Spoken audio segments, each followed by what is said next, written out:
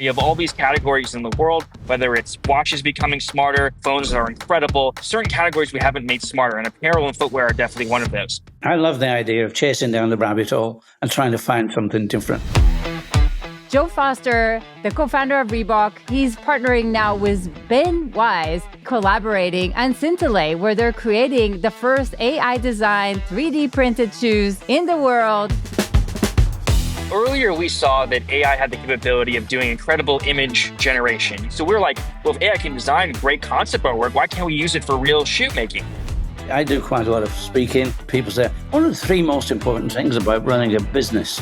And I said, well, the first thing is, what are some of those moments that shake you? we have to decide, what are you? Are you a pessimist or are you an optimist?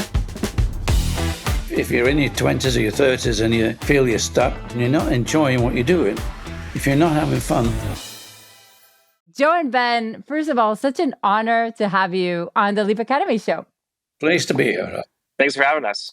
So fun. So Joe, I have to start with you because everybody knows Reebok, but I want to take you back in time. I think your grandfather actually had a huge impact on you and how you started Reebok.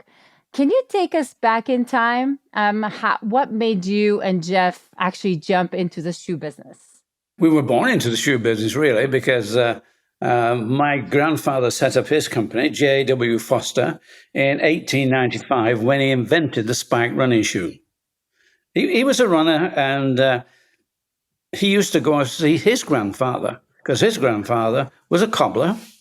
And as a cobbler, he used to repair cricket boots. And cricket boots had spikes in the bottom. So it occurred to my grandfather, why don't I put spikes in my running shoes and maybe that will help? And they did. So that's where we start in 1895. And he had a lot of success. He became world famous, really. But in those days, we didn't have the media that we have today. So you'd have to be reading the sort of the local sports magazines and things like that. But Chariots of Fire, I imagine you've heard of Chariots of Fire. Of the course. Athletes, yeah, Harold Abrahams and Eric Liddell. They both won gold medals at 1924 Paris, which is just over 100 years ago now. And they both wore my grandfather's shoes to get their gold medals. So he had a lot of world records, a lot of gold medals. Unfortunately, he died in 1933. I was born 15 months later in 1935, but I was born on his birthday. So we have a good story there. And that's incredible. Yeah, he was called Joseph William, and so I am called Joseph William, or for short, Joe. So that was my grandfather. When he died, his sons took over. That's my father and uncle. Unfortunately, I don't know if you know the story of Adolf and Rudolph. It didn't go very well. The Dassler story. Yeah, the Dassler story. They didn't get on, just like my father, James, and his brother, John. They just did not. They couldn't work together, but they did work together. But they worked as separate parts of the business. Whereas the Dasslers had a bit of sense. Rudy got out and set up Puma, and Addy, of course, was Adidas. So my father and uncle ran two companies in one, and that didn't work. And when Jeff and myself became part of the company, we could see this wasn't working. The company was failing. Right. And I told my father the company was failing, but he said, look, when I'm gone and when your uncle's gone, this company is yours. You can do what you like with the company. Unfortunately, I said to my father, really, we don't want you to go. That's not the plan. It's not the plan, but this company will be gone long before you're gone. It didn't make any difference. So Jeff and myself, we had to come to a decision. What do we do? Because we needed a future. So we decided at that point that we would leave the company and set up our own company, which we called Mercury Sports. Right. And Mercury Sport Footwear. That's the one. Mercury Sports Footwear. And from there on, it was a question of, okay, we're on our own now. What do we do? Yeah, and take me there, Joe, for a second, because you're starting. I mean, first of all, it's scary to go kind of against your father and uncle. Like, there's a little bit of that. And also, you don't have a lot of money in the beginning. Like, tell us a little bit about the early days. I mean, that was Yeah. An interesting ride. Yeah, as far as leaving the company was concerned, both Jeff and myself had just done 2 years of national service. So we'd been away from the family. We learned an awful lot with national service. You have to look after yourself, and you become more capable. So when we made the decision, we didn't think it was scary. It was just an adventure. So off we went, but we had no money. I had to sell my house to get a little bit of money. Jeff had a little bit there, but we bootstrapped it, as Ben knows all about. And that was that was okay, but it did take us a while, and it was tough in those early days. It was really tough. And of course, we started. What is tough, Joe? Like, what did you need to do to get resourceful? Share a little bit of a story, because everybody's afraid of it. Everybody wants the dream, but they don't want to go through what you went through. The first thing we did, we decided to go to college and learn a bit more about shoemaking, because what we knew was what we learned in the family business. That's on the factory floor and bits and pieces. But we went to college and we learned a lot more about shoes. Plus, the best thing about going to the college was that we made a lot of friends.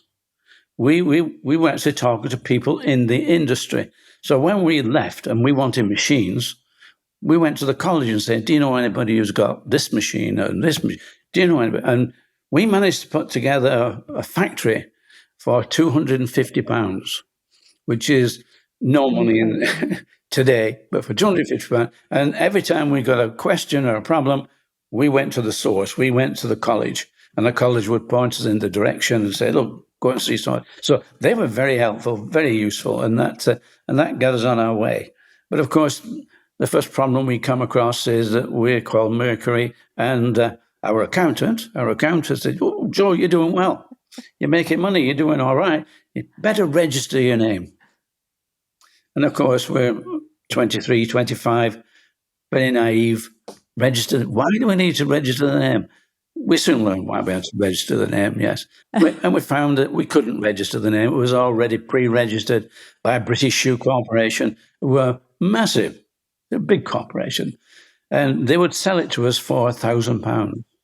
But £1,000, we'd done our factory for 250. The bank wouldn't lend you £250. No, we can't do that. They wouldn't lend us £250.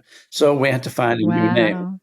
And of course, in my book, Shoemaker, there's the full story. I'd send you to sleep if I tell you the whole story about that, but we did. But you did call it Reebok. Yes, and because I found it in an American dictionary. An American dictionary I won in 1943 during World War II, when we had, they used to call them stay-at-home stay-at-home events, and I won a race, and I won the dictionary.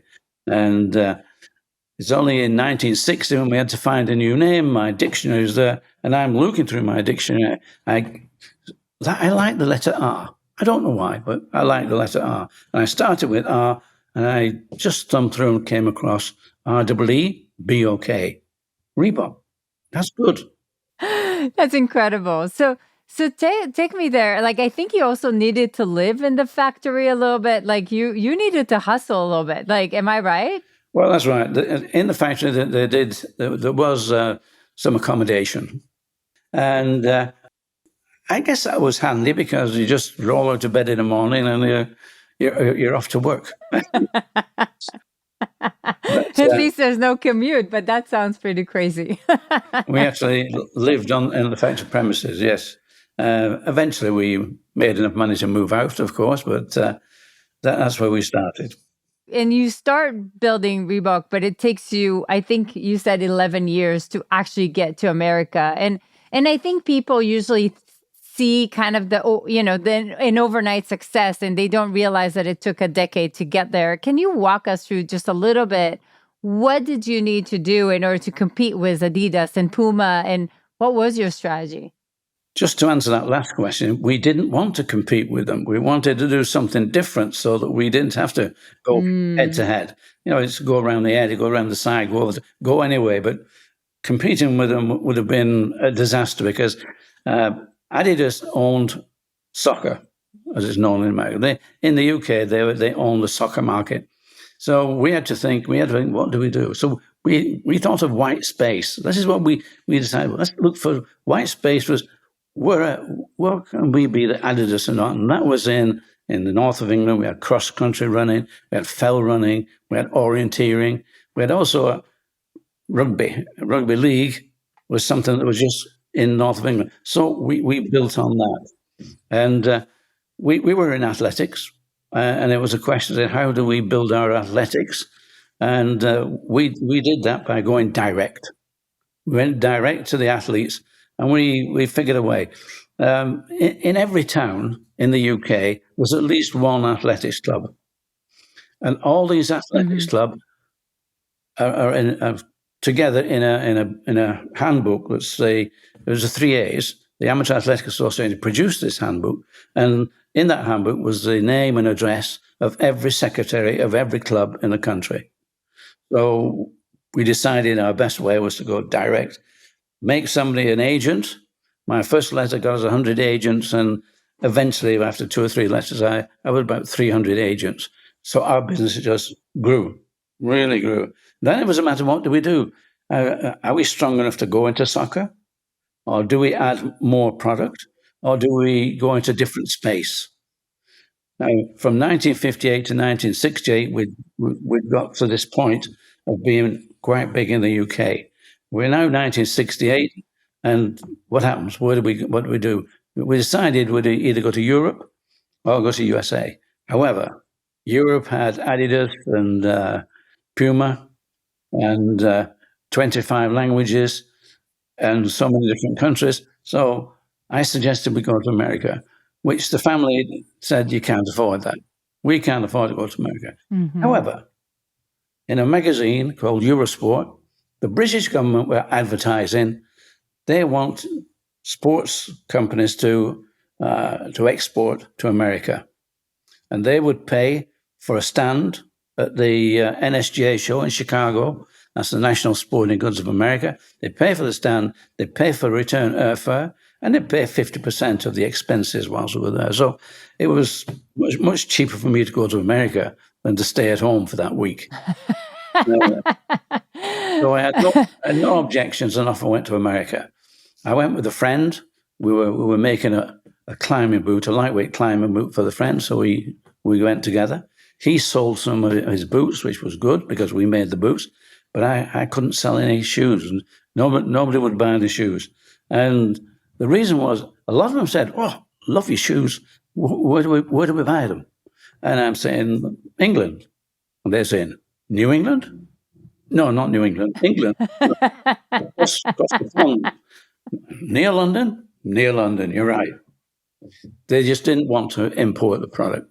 They didn't want to do that. It was, when you've got somewhere where we can buy them, we'll take your product. Okay, so I needed a distributor. Before that, what makes you not give up? What makes you decide, you know what, you immediately jumped into the solution. Like, I need a distributor versus, you know what, this is not going to work. I mean, the answer is you don't give up. You keep going. But I'm having fun. I'm meeting a lot of people. I got 6 distributors. In those 10 years, I had 6 failed attempts. 6 people who got in there, and yeah, they were willing to be my distributor, but it didn't work. So I had 6 failed attempts from California to somebody in Massachusetts, all over the place, but it didn't work. It didn't work. However, in 1977, whilst we've been trying this, I don't know if you've heard of Runner's World. Runner's World is a magazine that grew with running, because running started in the late 60s and became massive. Became a massive sport. People going out, just buy a pair of shoes and go out training. Millions of Americans were going out running. And Nike started to grow at that time because that was their home market. So I think we got to about 75, and this magazine was so big, Bob Anderson, who was the editor, he decided he could tell everybody which were the best shoes to wear. And of course, his first choice was Nike. And so in that year, and he said, Nike's number 1 shoe, problem. Problem is that Phil Knight was buying his shoes from Asia. And millions, once he said that he had the best shoe, millions of people wanted Nike shoes. They couldn't get them because the production couldn't lift to what was required. So for that year, it was a failure. The next year, Bob Anderson tried again. I think it might have been New Balance. Again, everybody's buying from Asia. A failure. On the third year, he decided, instead of saying this is the number one shoe, he decided to have star ratings. So he would rate the shoes 5 stars, 4 stars, 3 stars, 2 stars, 1 star. And that was the time when we realized we knew how to make shoes. Why couldn't we make a 5-star shoe? So we presented our shoes to Bob Anderson. They did whatever they did. And in 1979, of course, this was coming out. Early 1979 was the NSGA show. The shoe editions never came out till about August. So in the 1979, this is when Kmart came along and wanted to buy 20,000 pairs of shoes off us. They wanted to get into the running market. And at that time, we had a couple of years of knowledge of knowing that the shoes needed to come out of Asia, Korea. South Korea was mainly because the price was right. Because Kmart said, yeah, we'd love 20,000, but we need a better price.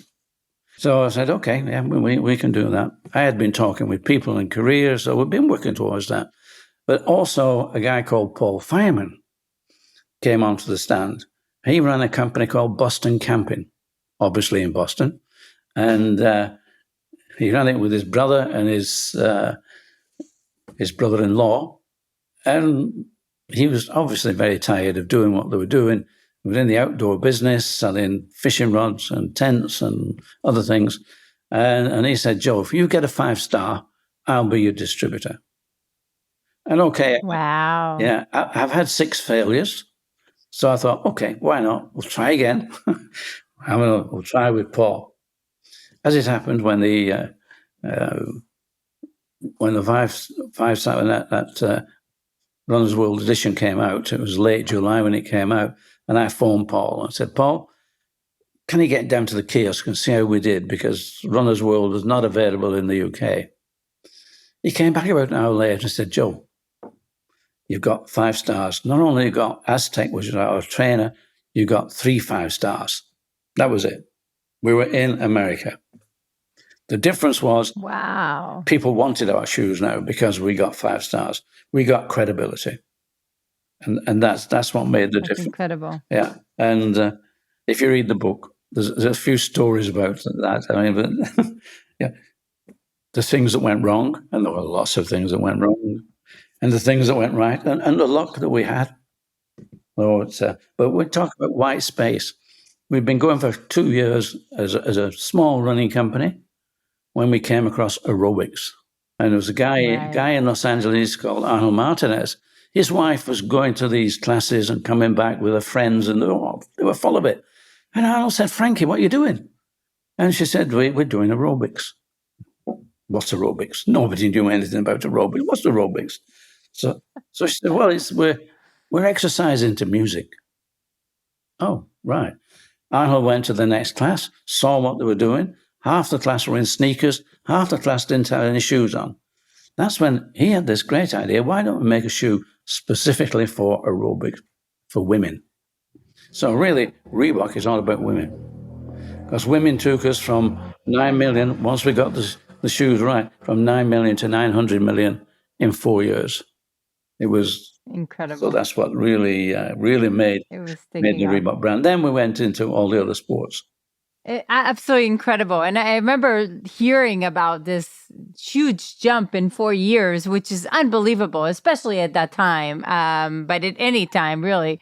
And again, I love that you mentioned white space, right? Keep looking for that white space. Where is the difference? But I think also just realizing that you're continuing when it's really, really, really hard, because I think this is where most founders, this is where they stop. And right before we're going to move to Ben as well, like, what are the moments where you decide, Like, were there moments that, because I know you talk about Jeff, your co-founder, your brother, when he's passing, and what are some of those moments that shake you, to say, I don't know, do you lose your footing a little bit? I think that we have to decide, what are you? Are you a pessimist or are you an optimist? And the optimist has that never give up. Why do you give up? We're doing okay. Okay, we had at least two events that would have taken us out of business, and that's where your luck comes in. I met a very good lawyer who got us off the first one, and things happen.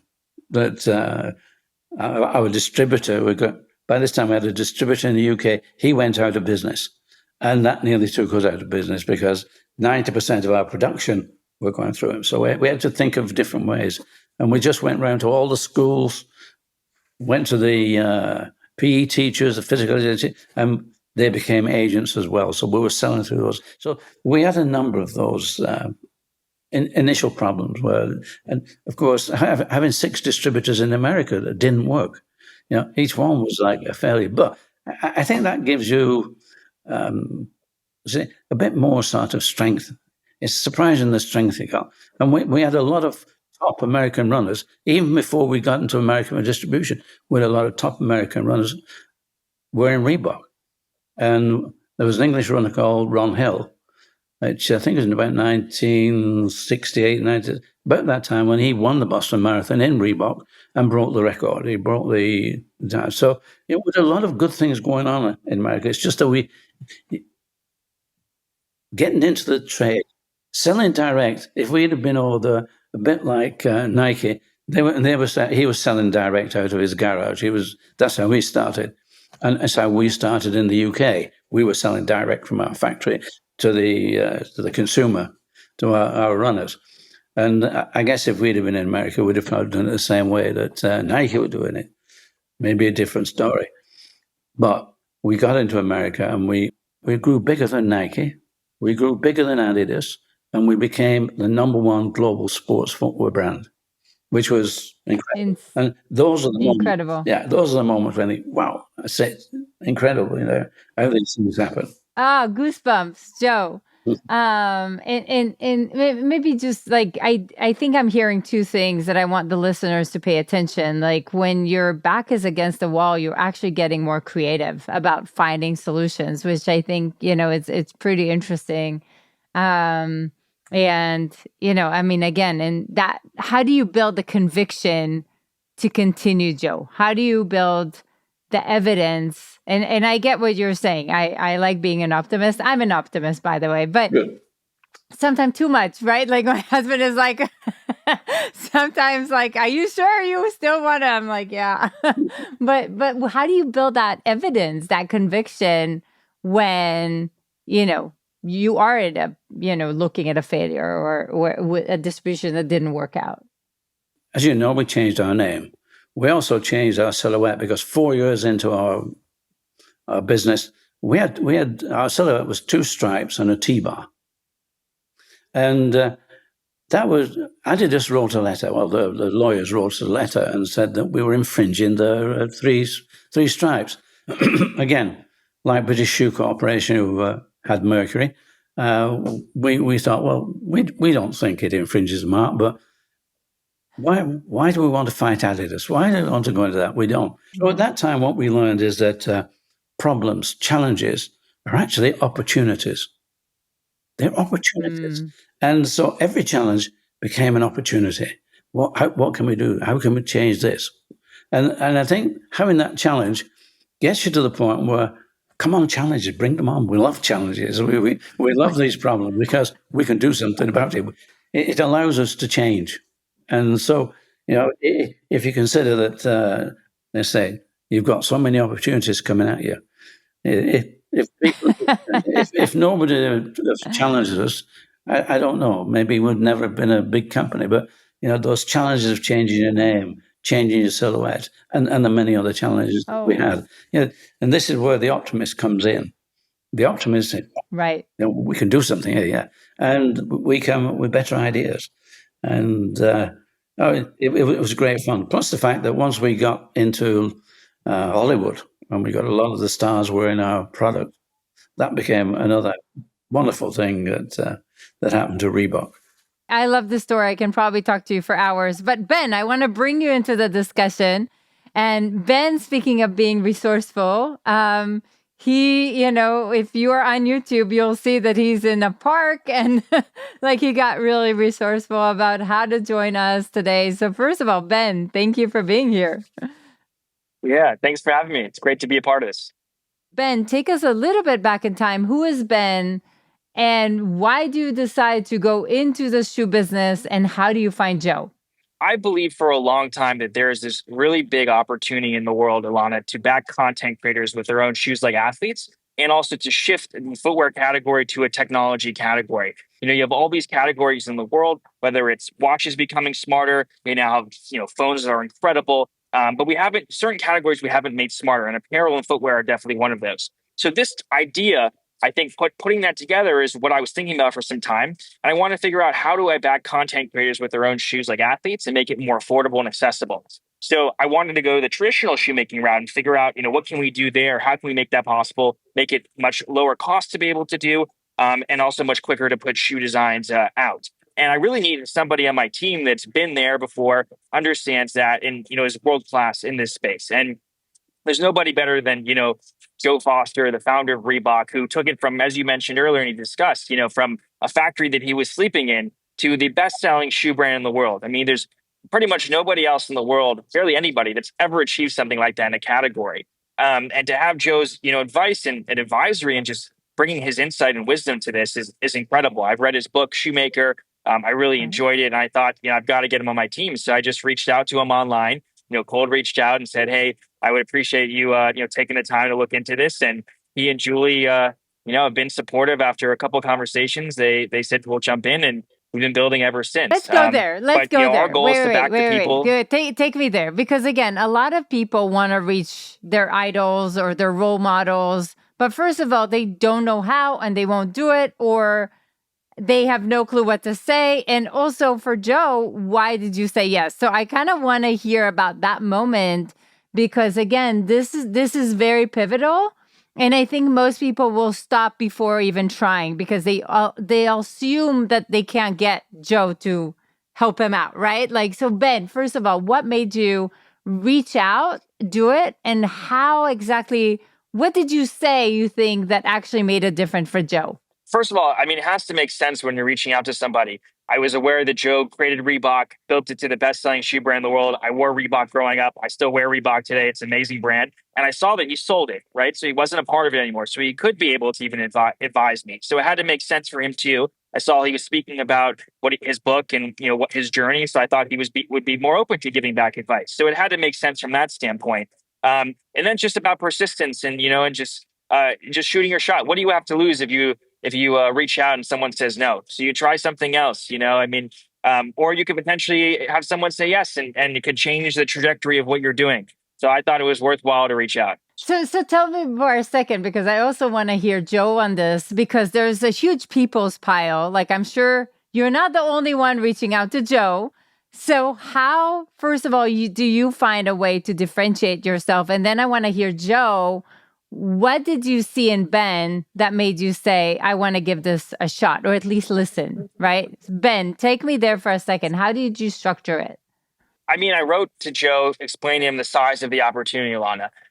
I believe the content creator market of backing social media influencers, YouTube stars, TikTok influencers, Twitch streamers with their own shoes like athletes, I think that's bigger than the athlete market. Those people today have just as much influence, if not more. They're more engaged with, they're getting engaged with every single day, and their growth is a byproduct of their direct relationship with people who watch them. Very different from some of the athletes. True.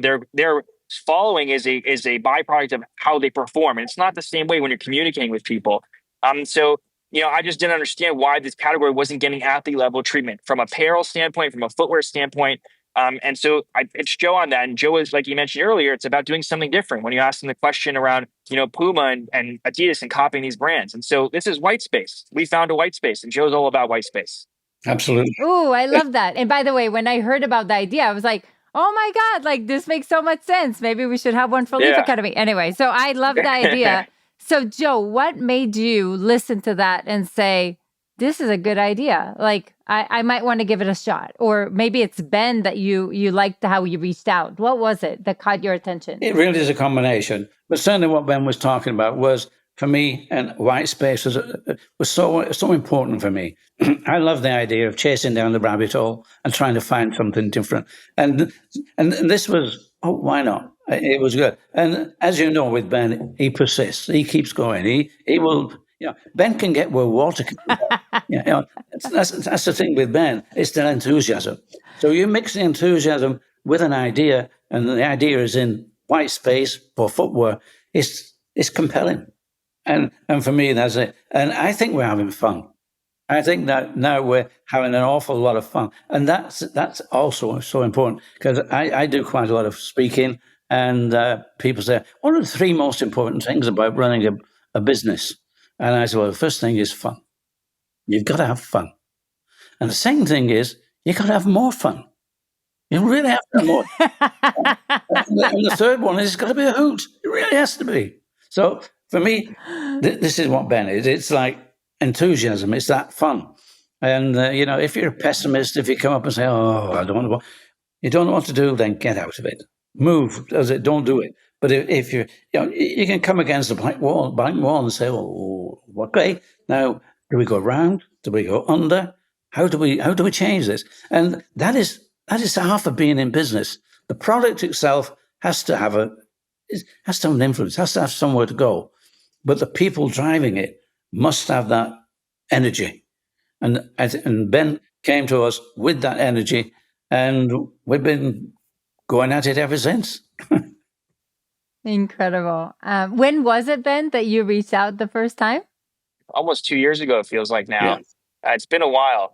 And then he said he was visiting Fort Lauderdale shortly after. So I was like, Fort Lauderdale, I'm in Boca Raton. We've definitely got to meet up and try to present the plan as best as I could there.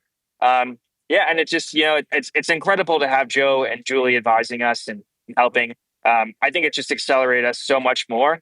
Obviously there's the media opportunities, but it's also just the wisdom and insight into footwear making, and how to design stuff better. And Joe has this principle about VizTech that I really like. And we have a new product coming out soon with that. But we've also kept this in everything we do, where you want to show the technology innovation visibly to the consumer. So they don't have to understand, oh, this foam is different from that one when it looks the same. It needs to be visible.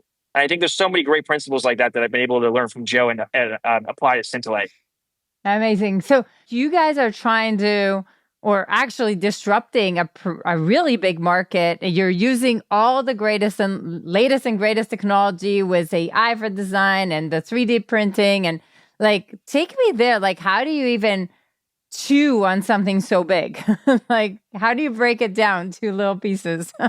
Well, earlier we saw that AI had the capability of doing incredible image generation. You can make all these images with ChatGPT or different AIs that you're using. There was a lot of capabilities. So the three biggest problems in footwear today, Ilana, for content creators getting their own shoes or for brands making original designs from scratch, and why so few people even get that opportunity, is because you have a very expensive design cost. It can take many months of sketches, and you have to really hire the right person. Then you have to turn that, generally into some form of 3D. You have a tech pack that's required of all these specifications. You also have molds. You have a mold cost of $2,000 to $4,000 a mold for size 6, 7, 8, 9, 10, 11, 12, 13, and every half size in between per one of them. And then you've got your minimum order quantity of how many shoes you have to produce. It could be a couple of thousand pairs to commit to with the manufacturer. You're looking at potentially hundreds of thousands of dollars, if not seven figures plus. It's an 18-month time frame generally industry-wide to make a new shoe. So there had to be a different way to back content creators, which, there isn't any case study necessarily for these people. Yes, they can sell hats, shirts, shorts, hoodies, and everything under the sun merch-wise, but we need to build that out. So we're like, well, if AI can design great concept artwork, why can't we use it for real shoe making? And we applied this to real shoe making. We are able to use AI to create a 3D model instead of doing it by hand, to create patterns and textures, to generate them, and to create a lot of really high quality concept artwork that we can base our design on. Then we decided, let's 3D print. No molds will require with 3D printing, and we can print on demand. So when somebody orders a Syntilay shoe, it's made for them. And you can do some cool stuff with 3D printing, like making custom fitted shoes. So you can get the perfect fitted shoes from a scan of your feet online or in person, our new store experience in Times Square. So it's a whole revolution. Man, I love it. And again, I'm a techie right here in Silicon Valley, so I love it, and and I really appreciate the tech and the ideas and the innovation behind it. So for those who are listening, Ben and Joe, like if somebody's listening, again, we have senior leaders, executives, in some of the biggest corporations. We have founders in various. We have venture capital. We have private equity. What are some of the biggest things that you want them to know about Syntilay? Syntilay is a brand that has this type of DNA that Joe was using when he was building Reebok. It's all about something different, this white space. So we're not trying to compete with, Puma, Nike, Reebok, Adidas, any of them. They have their own lane. We're trying to carve out an entirely different lane of taking the essence of lots of these really talented people and putting them in these shoes. If you want to be like your favorite Twitch streamer, which half the youth today wants to be like content creators, they need to be able to feel like they can walk in their shoes and feel that type of greatness in the same way that you want to play like an athlete in their shoes. That's what Syntilay is all about. That's why it's called Syntilay. It's based off the word scintillate, to shine, to go in that direction, to be able to have a shining bright in whatever direction you want in life. So that's what we represent as a company. We're backing these creators. Now we've signed 17 different collaborations, which will come out soon, and more of them we're working on. And now we're expanding into retail, much more. But we think there's an opportunity for something much different in this space, and that's what we're all about. I love it. And Joe, you continue to enjoy this ride, it sounds like? Well, absolutely, because we're not. Ben is not stuck in a rut. He's looking for something different, and he's willing to push that envelope. Whether it will work in its present form, we don't know. We're happy to take the next step. The problem with 3D is that you can't do tremendous volumes, and the footwear industry, Right. Great volumes. Okay, so we're looking for the 3D manufacturers, the manufacturers of machinery. Come on, get those machines working quicker. Get them a bit different. Can we now develop machines which will use more than one material that you go into? How can we develop that area? Because if we do this, we can actually manufacture in America. It's as simple as that. 1 million machines in somewhere in America just turning out Syntilay shoes. Think about it. This is different because right now everything comes out of Asia, and at this moment of time, to take footwear and apparel and put it somewhere else is difficult because of building the factories and having the workers, having people to man those stations. It's not in Europe anymore. It's not in America. A lot more technology. That's where people work in America. It's on technology. It's on something, not just sitting down repetitively doing something. Even the car industry now uses robots. They've got to the point where so many robots in the car industry, and I think the footwear industry has a few robotics in there, but mainly not. And if you want performance shoes will remain difficult to make outside of Asia because they do require a lot of people. But the street, we look at the street, and when we started, Jeff and I started in the late 50s, we were just performance. Now that performance has influenced street so much that you look around a street now, and they're all wearing a sneaker or a sneaker derivative, something that's been driven by sneakers. And that has gone to clogs. We've gone to clogs and slides. So it's moving slightly away from sneaker manufacture into a more, we'll say, into a product which can be molded as against just made and put together with, say, 50 components to make a shoe. Now we're looking at how can we do this with less? How can we do it with one? And it's moving that way. So what Ben is working on now, we're coming together with the fashion movement. We're coming together. People are looking more. So this is a white space, and Ben's pushing that. And we're happy to go. He has friends in the rocket industry who are sending rockets into space, and they come across with, why don't we send a computer in space? That's because of the computers require so much electricity, and so much CO2 is sort of the result of using that much electricity. So we have that, and we want to reduce CO2.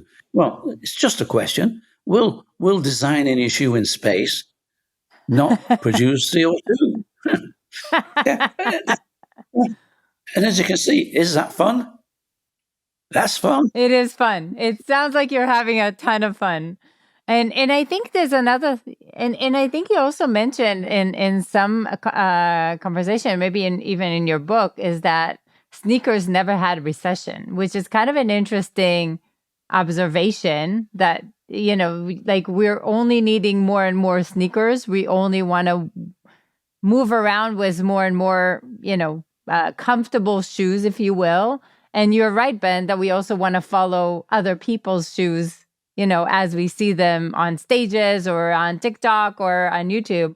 And it sounds like you're basically jumping on the same wagon, the fact that there is no slump there. Yeah. I mean, we want to build shoes that take the essence of these people and put it into them. In the same way that, there was you want to be like Mike. You want to wear Michael Jordan shoes because you felt like you could play like him in those shoes. And Reebok's done so many incredible collaborations around a concept like this in different categories that weren't thought about. I mean, they did a 50 cent shoe a while back that was really interesting. And it's like, how do you go and put the essence of these people? But the youth want to be like, they don't necessarily only want to be like the athletes today. Most of them want to be these content creators. So we think that's an area, but also the space needs to, adapt to how people are interacting, like socially. You have video games that are becoming the future of how people communicate after school. These young, young individuals, these young kids. Why isn't their fashion in games prioritized as much as it is, in real life? When if they spend 3 or 4 hours there, I mean, that's a serious social hub. So there's a lot of really great white space that we're exploring that we haven't seen other brands go into in our own way, and we want to continue to go down that path as we continue to create. But now we're onboarding creators. We've proven out a system. We made the first AI design slide in the world. It was a breaking news story on the front page of USA Today. It was mentioned in all different papers around. And our process there now makes content creator shoes accessible. It's 3 months to make a new shoe. It's not 18 months. It's 1/100th of the cost. We can put out a shoe and test it without the same kind of inventory. So maybe, one thing that I would love to hear from both of you, actually, if you're looking back, some of our listeners are feeling stuck in their career. Maybe they were laid off, or maybe they're trying to figure out what's next for them. What are some advice that you would say to them, or maybe an advice to your younger self? What would that be? Well, all I can say now is there's never been a better time in generations for people to be doing something that they want to do, working for themselves. Having the satisfaction of creating something. There's so much creativity. Ben has already mentioned Julie. Technology for me, it maybe happened 70 years ago, but right now I don't take technology that easy. But now the youngsters, they're so much into technology, and technology is there. We had Julie had a seminar on AI yesterday by somebody again who is a leading AI expert in America. And okay, so she knows a bit. She learned a bit more. And I think if youngsters today they're dissatisfied, they can't see a future, they should start to think optimistically. Well, what can I do? How can I design a taxi which is really it's going to fly? It's going to be a simple as that. How can I what can I do to change this world? And they have the medium now. So it is a question of look at yourself. And I'm sorry to say, if you're a pessimist, it's going to be difficult. You've got to be an optimist. You've got to look in the area that it won't work. Oh, yes, it will. Right. You've got to have that determination. And what you'll probably find is it doesn't work, but if I just tweak it a bit, it will work. So you've gone down the path which, okay, I need to take a left turn now, and I need to do that just because I've learned an awful lot, but I need to change. And, it's like if you're in a job and you're not enjoying what you're doing, if you're not having fun, change. Go somewhere else. If you're not having fun, move. You've only got one life. I mean, now at 90, I've had a very enjoyable life. But if you're in your 20s or your 30s and you feel you're stuck, get out, move, do things. And, we meet an awful lot of people through the book, and we're actually writing other books now and meeting people. And, people who survive, and then they find a way to thrive. And that's what we're doing now, surviving and thriving. And so don't stay with something that doesn't work. Get out there. I love that, Joe. And I love, yes, you have a beautiful perspective. By the way, you're exactly my father's age. And we do have one life to live. So let's have some fun, we create big change. I love the optimism, and I love your curious questions. Like, I think the way you're positioning the questions force you to think creative and answer yourself in a creative way.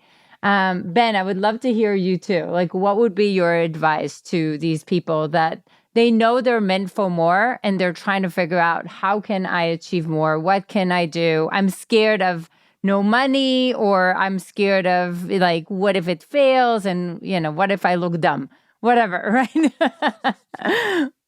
Yes. Well, I think it's just about, like, you live one life, and if you want to go after your dreams, it's either you go after them or you don't. It's not going to happen if you don't. If you do, you have a shot of it happening. So I think it just comes down to that. Like, that's how I look at it. Like, I want to get my dream. I want to build something that could have a big amount of impact, greater than just me talking to one person. It's, a platform level.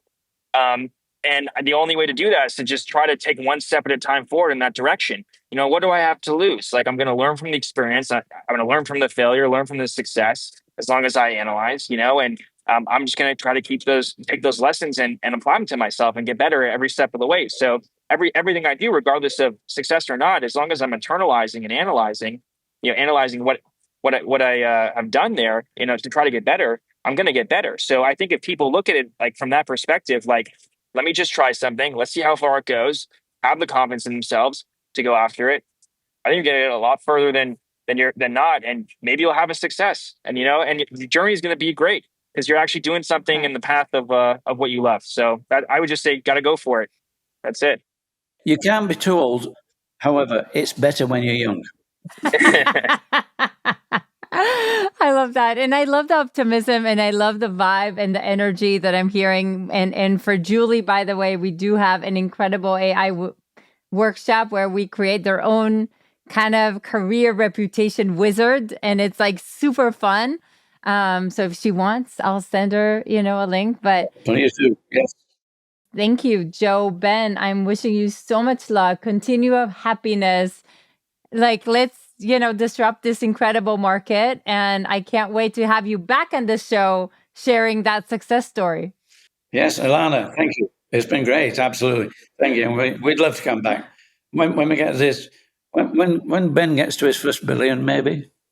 Okay. Well, yeah. 100 million is cool too. Yeah. He'll drop you a line. I love it. We'll put it on the calendar just to kind of like free phrase it. So if there's anything that we can do to help, let us know. Thank you so much for coming to the show. It's been an absolute pleasure. Thank you, Ilana. Thanks. More episodes that you're going to love are right around the corner. So definitely make sure to click the like button and subscribe to our channel. Also, who in your life should see this today? Do share this with them. This will inspire and help those you care about, and helps us continue to bring amazing guests. And I will see you there.